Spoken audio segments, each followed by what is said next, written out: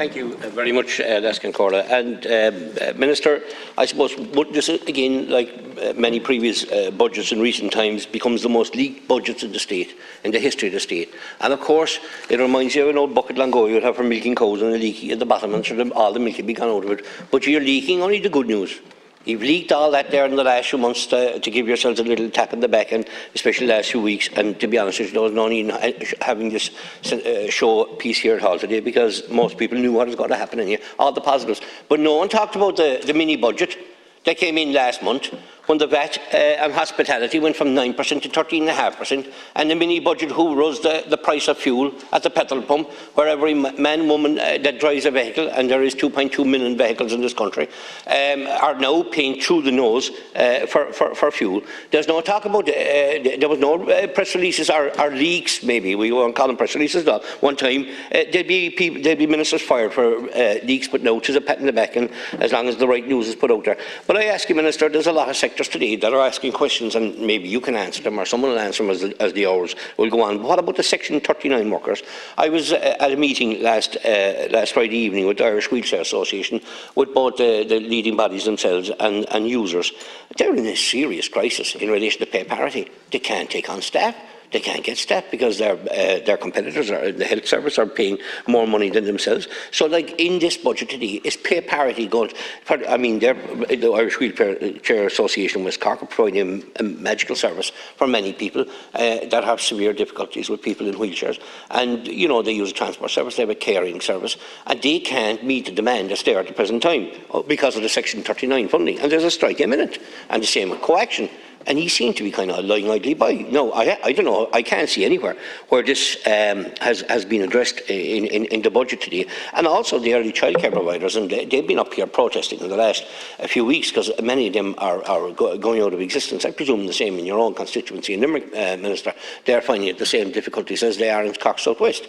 But the question here is the Minister keeps standing up here on the Dáil, keeps saying there's plenty of money there, but he's never broke down the figures. So he's hiding behind something somewhere, and he has to be straight with the early childcare providers. And is there enough in the budget here to make sure that they all get something to survive? If there's plenty of money out there, according to the Minister, is there money in the budget for the early childcare private providers in their homes that are closing at this present time? And the very same thing goes with the nursing homes at this present time. And you're saying the country's awash of money, but is the money going to go towards the nursing home? I have a situation down in Belgooly in Cork South West, where there's a nursing home closing down, and where there's now up to 20 patients still looking for a home, and this has been fast-tracked. Jesus, they're trying to throw them out the door as fast as they ever can, whatever reason is the reasoning behind it. But on top of that, there's 51 workers, and they've been quite a lot of them in contact with me today. 51 workers that have had their rights violated. They don't know where they stand. Nobody has knocked at the door and told them, you're entitled to redundancy or you're not. What you're entitled to, what you're not entitled to. They're begging for information. Imagine 51 workers. Imagine any one of us, if we're losing our job in 2 weeks' time, we'd like to know where we stood. And surely a budget, you know, with nursing homes closing all over the country, that there's a budget put aside to make sure that nursing homes will end up being viable. And there's so many issues here. I've got to spend 2 or 3 hours talking. But you know, there was very little today in relation to farmers. You know, we put in a very, very good submission for the budget, our own submission here, the rural independence. It was a very, very strong submission put together by Brian O'Donnell and Triona in our office. And that was very strong in relation to supports that farmers need at this present time, because, like Deputy McGrath said, you're treating them. And the best way to describe it is when I was at a meeting recently held by the IFA, farmers said we're treated like environmental terrorists. That's what Fianna Fáil and Fine Gael have reduced farmers to under this new green agenda. And the saddest thing of all, that I thought there should have been a retirement scheme. I don't see it there. A proper suckler scheme, a rebate for farmers. But whatever it is, there was some mention of farmers. But one mention by your Minister, Pascal Donoghue, and Michael McGrath, one thing that was never mentioned in their 2 45-minute speeches was fisheries. They have forgotten about the thousands of Irish fishermen that live in this country. The inshore fishermen are the guys that go out in the trawlers in Ireland. They have completely forgotten about them. They never mentioned them. I couldn't believe it. 2 speeches that never mentioned fisheries. And then I looked at the deeper end, and it looks like there's a major budget cut in relation to fisheries. So now we have the reason why they're not mentioned, Minister. Fisheries is completely off the agenda. I don't think anybody else here mentioned fisheries today. And why? Why do you attack the fishermen? There's thousands of them there. What's wrong with you? Can't you understand that they're having serious difficulties in survival? And there's a fuel rebate in Europe that they can pick up, but Minister McConalogue refuses to apply for it. They're astonished.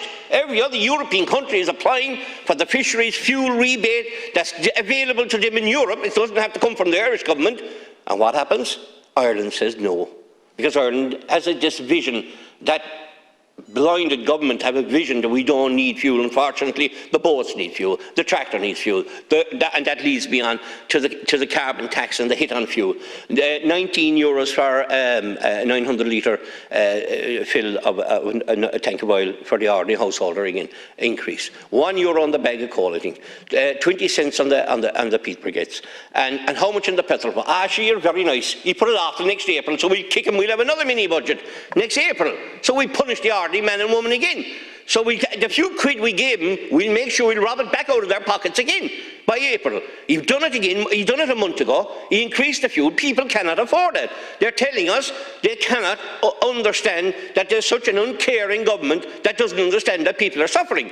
And it usually is the working man and the working woman is punished to death by this government and is squeezed out of its very, very existence. I'd like to see the roads budget broke down, because we have a scandalous roads budget in West Cork, and the delivery by the last minister, and it's proved by the TII who did advise him that there'd be several deaths on roads.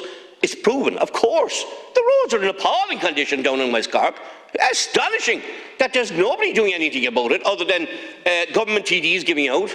That's a crazy situation we're left with, that your own government TDs now and senators are giving out about your own government. There's so much I could discuss here and in this budget that doesn't need that I need far more time than I have.